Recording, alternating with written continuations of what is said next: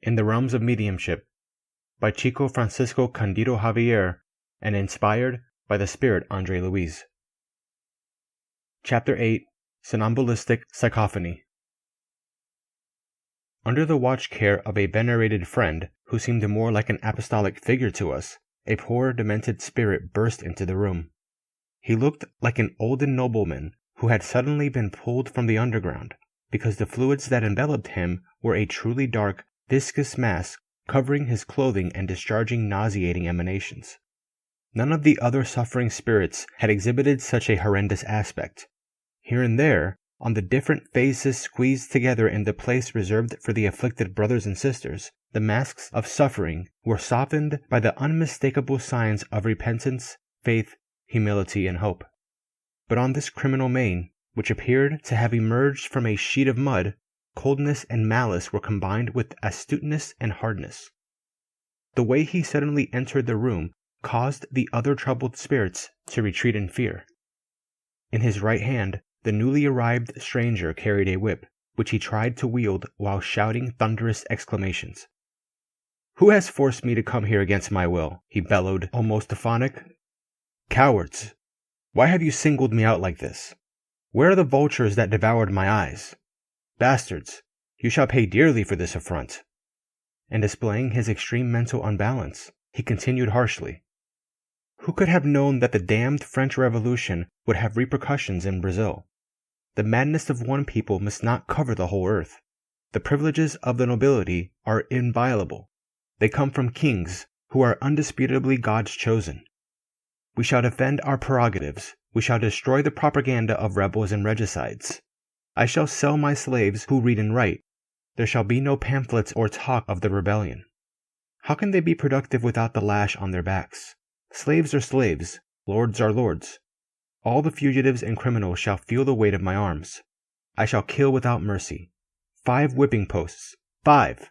That's all I need to restore peace and quiet."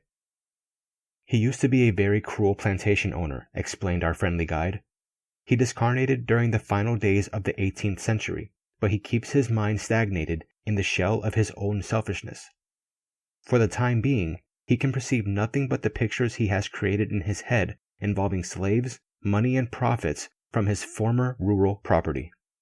He buried his thoughts there and became the unconscious vampire of the reincarnated souls who were dear to him in colonial Brazil. With all due respect to fraternity, we can say nothing more than the fact that he was a ruthless tormentor of the wretched slaves who fell under his iron glove. A holder of a huge landed estate, he possessed a legion of servants who felt his tyranny and wickedness firsthand. Taking advantage of the brief pause, I gazed at the face of this wretched new arrival with more attention and saw that, although his eyes were moving like those of a cat, they were glassy, lifeless. I was going to point out those expressionless eyeballs when the instructor, guessing my impulse, added, "He hated the workers who escaped his claws, and when he could retrieve them from the quilombos, he not only tied them to the whipping post, but he burned out their eyes, reducing them to blindness as a warning to the others. After being blinded, the few slaves who didn't die from it were sentenced to the jaws of vicious dogs, whose fury they could not escape. Using such a system of repression, he instilled sheer terror around him, thereby amassing fame and fortune. However, the unavoidable trip to the grave overtook him, and in that new phase he met no one but enemies rising beside him in the form of terrible persecutors. Many of his kind-hearted victims had forgiven his offenses, but others didn't have the strength for a willing forgiveness and became avengers of the past, inflicting him with torturous dread. Entangled in the web of misery, with gold the only power he believed in, he didn't have a clue that he had gone from one mode of life to another through death. He thinks he is in a dungeon of darkness, tormented by slaves, a prisoner of his own victims. Thus, he lives amid desperation and remorse. Tortured by the memories of the whippings he decreed and hypnotized by tormentors whom he had tortured in the past, he finds himself reduced to complete blindness, since the faculties of sight in his paraspiritual body are all out of balance. While we were conversing, the wretch was placed next to Donna Selina. This struck me unfavorably. Why would Donna Selina, the best mediumistic instrument in the place, be chosen for this undesirable spirit to communicate? I observed her luminous aura, completely the opposite of the pestilential attire of the stranger, and I was overcome with uncontrollable dread. Wasn't such a measure like handing a fine harp to the paws of a wild beast? Alice quickly explained. Don't be alarmed. Our demented friend was brought to the center under the supervision and consent of its spirit supervisors. As for his noxious fluids, we don't need to fear them. They instinctively withdraw before the spiritual light that strikes or disintegrates them. That is why each medium possesses his or her own atmosphere, and why each assembly is characterized by a particular magnetic current of self-preservation and defense. Every day, infectious clouds from Earth are extinguished or fought by the sun's rays, and troublesome fluidic formations are destroyed or swept from the planet all the time by the superior energies of the spirit. The luminous rays from a mind oriented to the good descend upon the constructions of evil like electric discharges. Thus, understanding that the best help comes from the most able, our sister Selina is the ideal worker to help him at this time. Nodding toward her, he said, Let's observe. The medium disengaged from her physical body like someone surrendering to a deep sleep, taking with her the glowing aura that crowned her.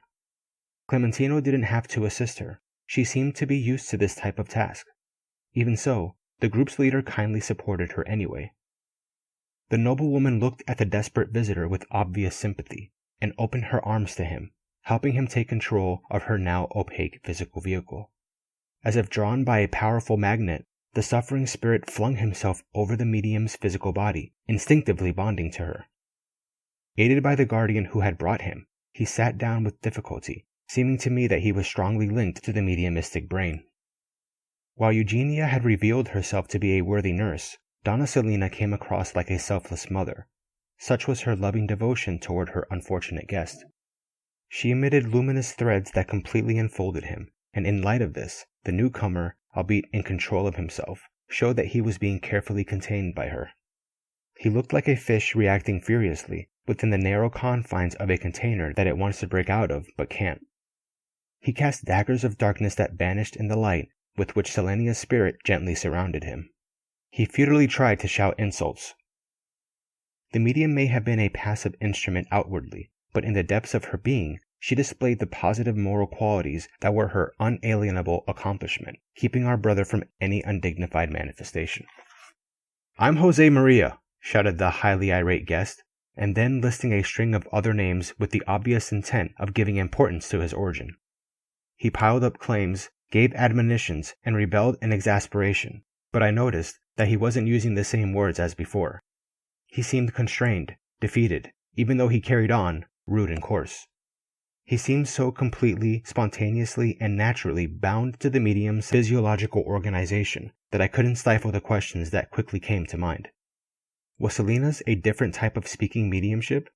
Eugenia and Selina were both disconnected from their physical bodies while they worked, but why had the former behaved like an apprehensive nurse, while the latter now seemed like a devoted guardian for the demented brother, caring for him like a mother? Why in one a tormented expectation, and in the other a serene confidence?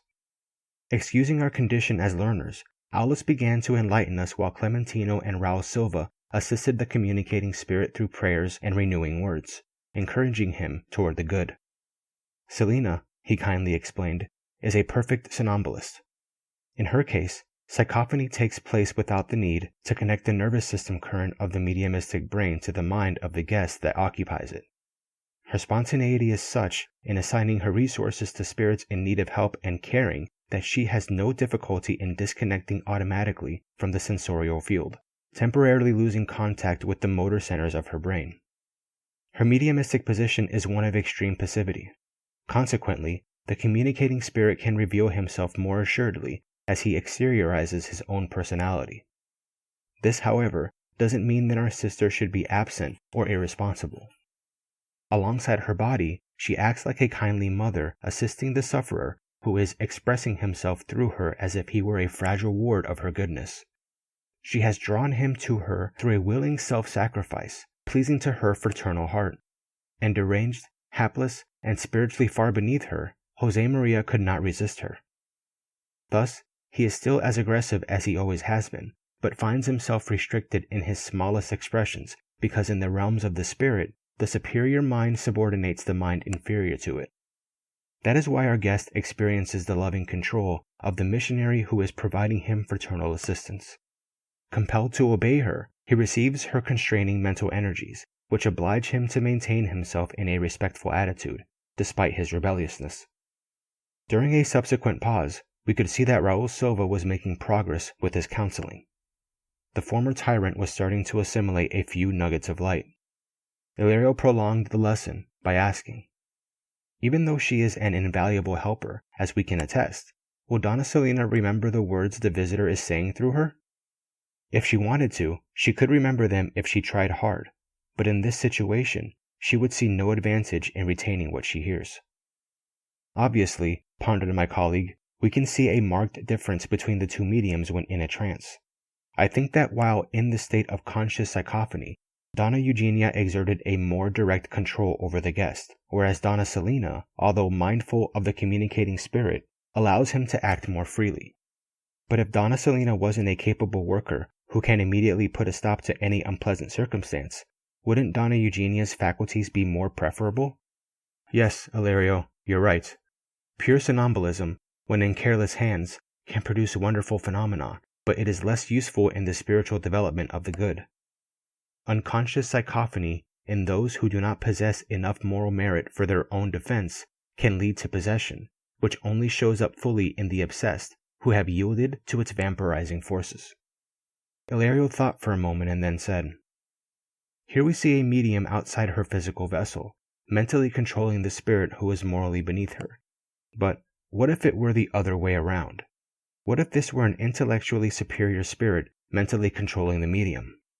In that case, Aulus replied patiently, Selena would be naturally controlled, of course. In such a case, if the communicating spirit were a degenerate and perverse intelligence, the control would fall upon the centaur's mentors.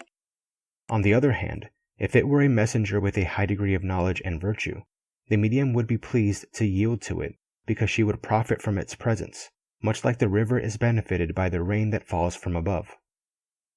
The instructor was about to continue, but Clementino asked for his help in removing Jose Maria, who, somewhat renewed, was starting to feel the influence of prayer, even to the extent of reaching the joy of tears. Our guide went to assist the visitor, who was once again entrusted to the paternal friend who had brought him in order to get him admitted in a distant help organization.